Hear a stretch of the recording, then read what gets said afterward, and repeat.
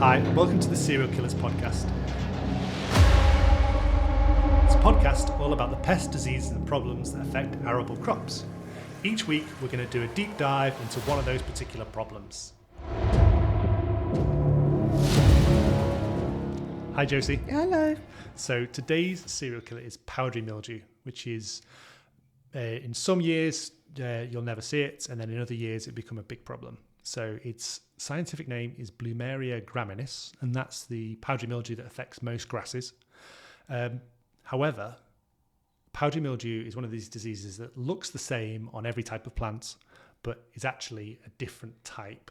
So if you get powdery mildew on your wheat plants, that won't be the same. That can't cross-infect over to your barley crop, for example.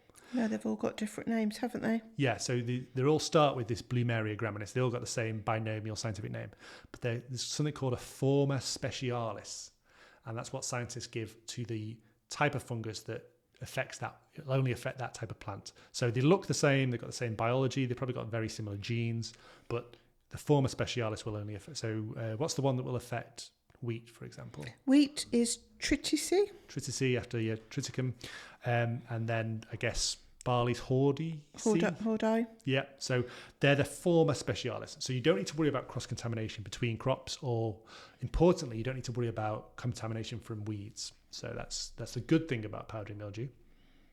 As I say, it's not a massive issue unless it's warm and wet, especially in late spring. It depends on weather conditions, doesn't it? Yep, and especially as it's going to be something that develops through the crop, and so by the time it's appearing, it's not like rust that hits hard early in the spring. It's going to be something that develops later on, so that's a good thing. Now, its life cycle starts off as a spore. Are there any other areas it can infect? I think it might come in as mice. White fluffy pustules appear. Yeah, so it starts off as white growth, and normally you'll only see it as white growth. If you were to leave it to complete its life cycle, it will turn grey and black. That's right, powdery appearance, don't they? Yeah, and that's the spores ripening up, and that's the problem because those spores can then overwinter. Normally it overwinters on infected stubble or things like that, or other plants, but it can be those spores can be released, and then when the rain hits, they splash. They get into the air. It's often associated with dry soils. Have you read this? So powdery mildew and dry soils and wet, so humid air and dry soils. Yes, they don't tend to like dry soils, do they? Well, it's a weird one because I don't think it really matters, to be honest, if it's got dry soils or not. It's the warm, humid that's the main temperatures thing. Yeah. and conditions that affect it most, isn't it? It's a massive problem in hydroponics because in hydroponics, indoor growing, controlling the humidity is everything. Yeah. And in large commercial greenhouses as well, and polytunnels, humidity is always too high. They have to use dehumidifiers, and so powdery mildew is the number one disease when it comes to those horticultural crops. Yeah. In arable crops, not so much. Mild winters as well, they don't help at all. No. So they produce something called a cleistothecia or something, which is where the spores are produced. That's the greyness. Rotation helps. So losses can be 20% with powdery mildew, but that's rare. I think that would be if you've really got an extremely humid conditions. Maybe you're trying to grow cereals in the rainforest or something like that. 20%. It's really high losses are only seen in things like cucumbers, squashes, grapes. I've got a customer who uses our chitosan biofungicide against powdery mildew in gem lettuces. Oh, right. So most lettuces have got resistance to powdery mildew, but gem lettuces don't. So they use it on there. Spinach as well. That's another one with powdery mildew. Well, if they're growing on a commercial basis, you might find that they have got dense crops. So a high risk factor is a dense crop. Yep. Previously, we've talked about alternaria and the spores that can be an issue for human health. Yeah. Powdery mildew is another one where the spores, if they're released, especially when you're harvesting, can seriously impact human health. It's not going to infect you, but those lungs become a sensitizer and it can develop farmer's lung, which is... didn't know that one. Yeah, it's a debilitating disease for farmers, so you need to be careful. It's a big problem in legal cannabis in the US because you're smoking the crop. Oh, goodness. And so you're inhaling powdery mildew spores all the time. So, and over 86% of US legal farms that are growing cannabis have tested positive for powdery mildew spores. Oh, that's really scary. Yeah, so it's a big issue. Another reason not to smoke cannabis. But does it affect it when you've cooked it? Yeah, it's interesting. Previously, we talked about rust and we talked about copper fertilizers and how, I think that a lot of copper fertilizers, I said that crops are never deficient in copper and that copper fertilizers are only ever used as fungicides, but without being called fungicides. And I got a lot of feedback on that comment from our previous podcast. And a lot of farmers say, no, that's not true, Russell. We like the podcast, but that point wasn't true. We've applied copper when there's no signs of disease and seen a yield uplift. So it was due to the copper deficiency. We tested for copper and it was low. However, I appreciate that point, but I also think that things like powdery mildew are on the crop, but they're not necessarily producing these white growths and these spores. And so you might actually be killing a disease you didn't know was there. So things like take-all disease, powdery mildew, they're there in your crop. It's just not, they haven't got to the point where they're showing symptoms. And so things like copper fungicides, copper fertilizers even, maybe checking that rather than actually one of providing those useful happy copper. Coincidences. Yeah, happy coincidence. And so you need to be considered that it can be a hidden infection of powdery mildew, even if you're not seeing it. And you'll find this, that one of the reasons there's two reasons why you won't get labs doing DNA testing for powdery mildew. One is that it's so easy to identify normally through its symptoms. And the other is that if you tested for powdery mildew on a crop, I can guarantee you'd find powdery mildew, you'd find Bloomeria DNA. Yeah. Because it'll be there growing. It's just that it's not causing a significant impact. Mm-hmm. That's really interesting about the copper, isn't it? Yeah, I think if you took a wheat plant in out of the field, put it in a hydroponic tent and grew it under high humidity, you'd get powdery mildew within a week or two. Yeah, it's not as fast a developing disease as something like Alternaria, or it takes many weeks for those spores to develop. So do you want to describe some of the symptoms? Symptoms, well, basically the spores leave a white powdery grey appearance. Basically, both sides of the leaf. Top side of the leaf, yeah. So I think it's pepper powdery mildew is the only one that does the underside of the leaf. Mm-hmm. That's unusual. And then obviously if it's on the top side of the leaf, it's going to affect photosynthesis, and then the weak leaves become weakly yellow coloured. And I guess top side helps it with its spore release, splashing the growth. And it's most commonly from autumn onwards, but again it depends on the weather conditions.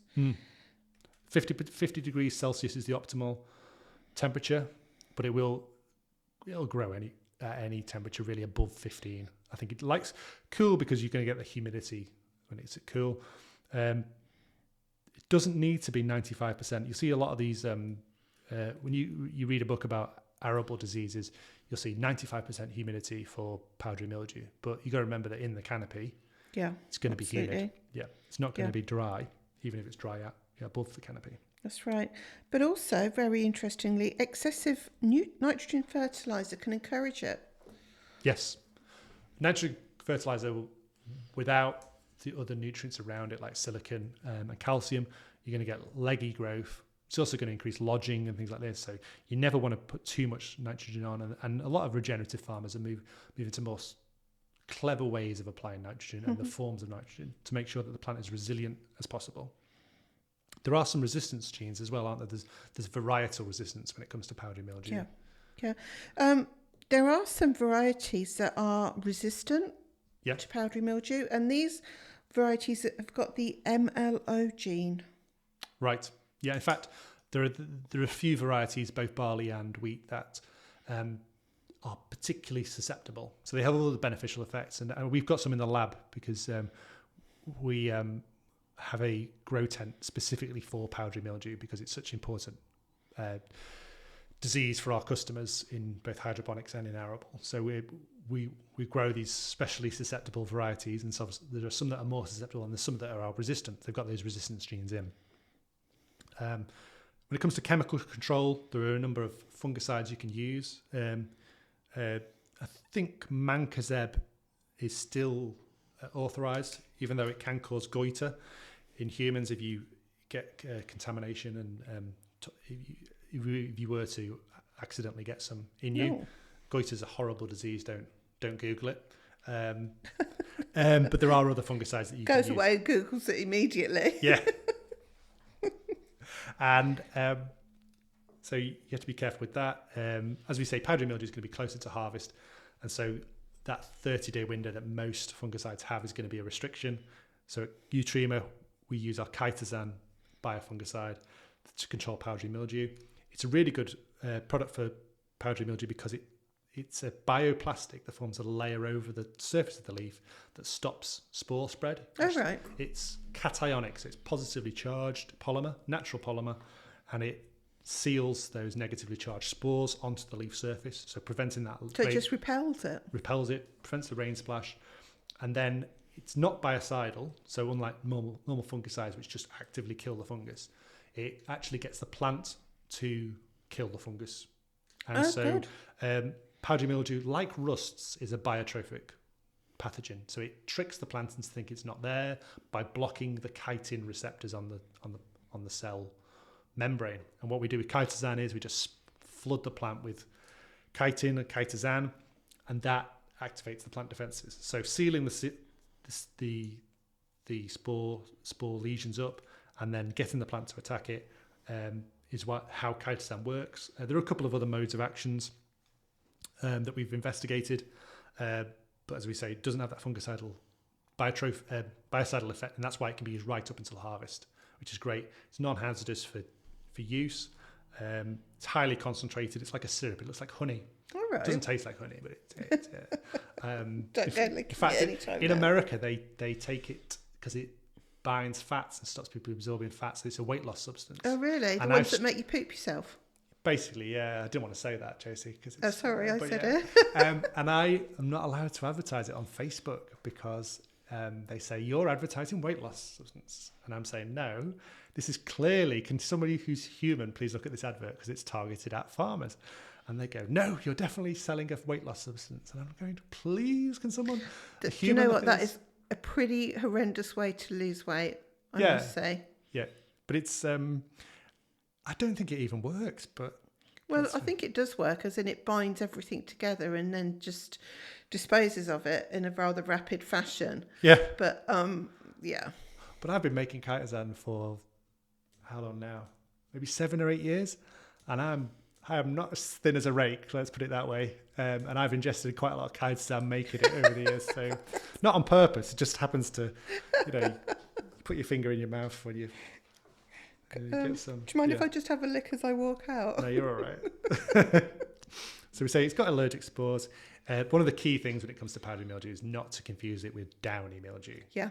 So downy mildew is a much more nasty, pernicious disease. Have you ever had downy mildew on any of your plants? Strawberries and things like that. They're just dead, aren't they? They just grey fuzz. Yep. It's like a grey fuzz that affects the part of the plant and it just keels over. And that is a oomycete. And oomycetes with double O, they are more related to algae than they are fungi. They're not tree fungi. Powdery mildew is a tree fungus. And so that downy mildew is, as the name suggests, it's not like a powder that forms on the leaf surface. It's more of a grey fuzz, isn't it? Grey fuzz, and it loves wet conditions. Yeah. So overwatering is a really good way to encourage it. Overwatering, flooded fields might get downy mildew and a number of crops. And the spores survive for a long time. They're called zoospores because they swim. Oh. So they swim through the soil or the mud. And downy mildew is one of anything that's an oomycete, a water mold disease, you need to be careful. So Phytophthora, the blights, Pythium, damping off. These are really nasty. Powdery mildew, it's annoying. it spoils your crop. You will get some yield loss, but it's easy to control. Yes, it is. And downy mildew is impossible to control unless you've got copper, I suppose. As we talked about before, copper is the one that they use, not officially. There are lots of organic and sort of homemade remedies. Milk. Here we go. Milk. It's about 20 different ones, Josie. Milk is one of them. I can't see how that would work. So the reason why all these homemade and you'll see scientific reports showing that this works. And in Gardener's World magazine, you'll see a different report of so-and-so controls powdery mildew. And yes, all these homemade remedies do work against powdery mildew. But the reason they work is because the people who are running the trials have 10 plants with powdery mildew and 10 plants that they just leave. And then they have 10 plants that they treat with this new extract of garlic or extract of strawberry. White vinegar, that's very popular in everything. And they spray it on and the powdery mildew dies. And they think it was because of what we put in it. And it's not. What actually is the reason why is the water. And what you find is just spraying water on a plant kills powdery mildew. And you'd think that's impossible because it likes humid conditions, but it's true. The spores don't like being in water. And so what you have to do a proper trial is spray water onto the control plants and then also spray your extract of strawberry or garlic or vinegar onto your treated plants. And that's the true test. And that's why you'll see so many reports of things, yogurt, milk, crazy stuff like that. Even oilseed rape, extracts and things like that will control powdery mildew. One of the other problems with these natural extract remedies is some of them are toxic. So aconitum, Oh, lovely. Monkshood, a very nasty plant. Just because it's natural does not mean it's safe, obviously, no, Josie. Spray that on your courgettes and eat it. But people have trialled it as a natural way of controlling powdery mildew, and that's just silly. And then one other thing is virtually every plant that you grow on a farm would get powdery mildew if you had the conditions right, except Christmas trees, because conifers are immune to powdery mildew. You'll never see powdery mildew on a conifer. Really? Yeah. You see rust on a conifer though. You'll see rust. Oh yeah, big time. But if you're getting rust, getting powdery mildew on all your crops, start up a Christmas tree farm because conifers will never get powdery mildew. So the needles on a Christmas tree, they're quite waxy, so I can't imagine that the spores would be able to grab hold. Yeah, and I just think it's something it's a disease that's associated with angiosperms, flowering plants, and so that's the one. And then the other thing I've got about powdery mildew is someone once phoned 999 to complain about mildew on their tomatoes, I think it was, and this was used as an example of the police saying, please do not use 999 for spurious, silly things like that. Can you imagine how bad your powdery mildew would have to be that you were like, no, I'm not going to contact my agronomist. I'm not going to contact the tree-emer. I'm going to phone the police or the fire brigade. Did the police do anything? Maybe they wanted the fire brigade to come and spray water over their crops because that's an effective control. It would have been an effective control for powdery mildew. As we say, it is everywhere, so you're not going to get forecasting of powdery mildew. You need to look for the weather conditions. So one of the things that will cause powdery mildew in the UK is something called an omega block. Oh. An omega block is when you get this high pressure sitting over the UK, and you get very hot, warm weather, very humid weather, and crucially, there's no air movement. Oh right, okay. So this high pressure blocks in, stops the air movement, and it looks like an omega symbol around the UK. So if you see the weather forecasters on the television talk about an omega block on Country File, then you need to know that's when powdery mildew is going to hit. Sheltered fertile locations as well. If you're sheltered, that's probably the same effect, isn't it?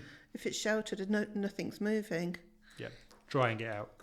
Brilliant. So it's a bizarre pathogen that doesn't like to be wet, but also likes it to be humid. Yeah, and still. So that's powdery mildew. Any other top facts about powdery mildew? No, I think we've learnt things there. Yep. Lots of things, interesting things. I think. Do not call the police if you have powdery mildew. No, call Utrema. We've got a lot going on with powdery mildew this year, so I'd expect a very interesting update, should we say, to powdery mildew this time next year. So. And if you're a policeman and they do call you, you know where to redirect that call to. The fire brigade. Yeah. Brilliant. Thanks very much, Josie. Thank you. Until next week. Thank you. Bye.